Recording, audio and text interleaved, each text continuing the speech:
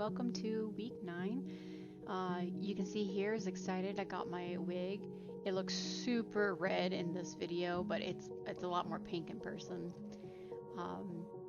So I wanted to show you, I got working on the tights for the cosplay. I took a pair of leggings and chopped them up a bit, and then I added some stretchy elastic to the top, and that pretty much worked out.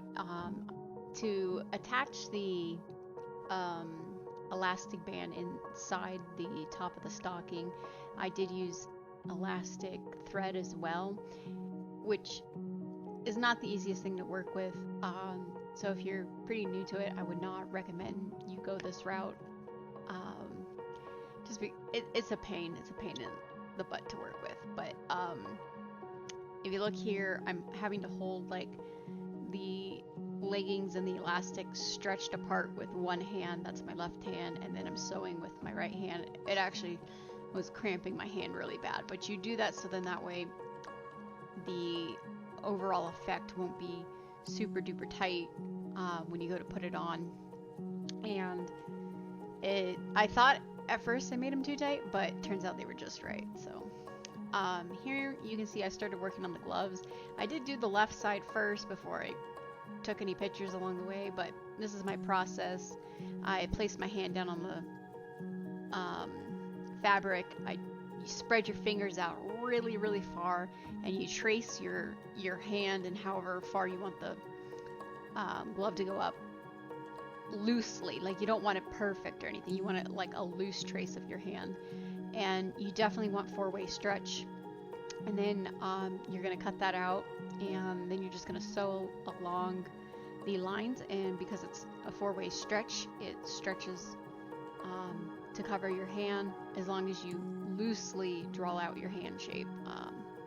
Here you can see I'm showing you, I mark all of my like left and right pieces because I do make them for my left arm and my right arm, or my left hand and my right hand, and my left hand is a little smaller than my right side, you know, for whatever reason. Here you can see I cut out some hand cardboard so I could do the design on the top of the gloves. And I chose a pizza box in particular.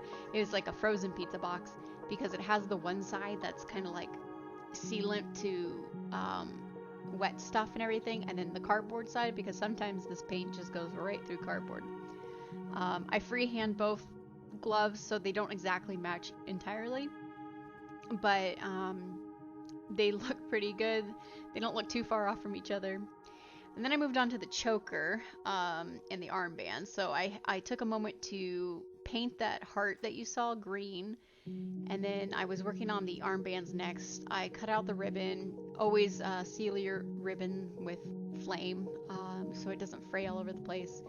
I sealed the base ribbon together of the black on some white ribbon, and then I sewed the trim around it, and then I thread a elastic band through it, and then I sewed the elastic shut. Because it was ribbon and I sealed it, I didn't need to like close the opening of the ribbons.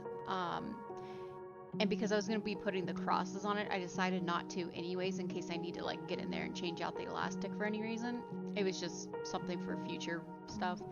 I worked on the crosses next. I made those out of foam, used an X-Acto knife to cut them out, and bought little skulls and little green gems to go over it. Then I attached everything with the fabric fusion to the armbands. I weighted it down with candles. Then I moved on to the choker, and I don't really have anything for the choker shown like process wise, but basically the same ribbon, and then I added some lace to the bottom. I did make a garter set for the leggings or for the stockings, and those turned out good. The next day I tested everything, the crosses stay on. The heart I attached. I also put a snap on the choker, and as you can see, that's what I did. I got a lot done, a little bit left to go. See you next week.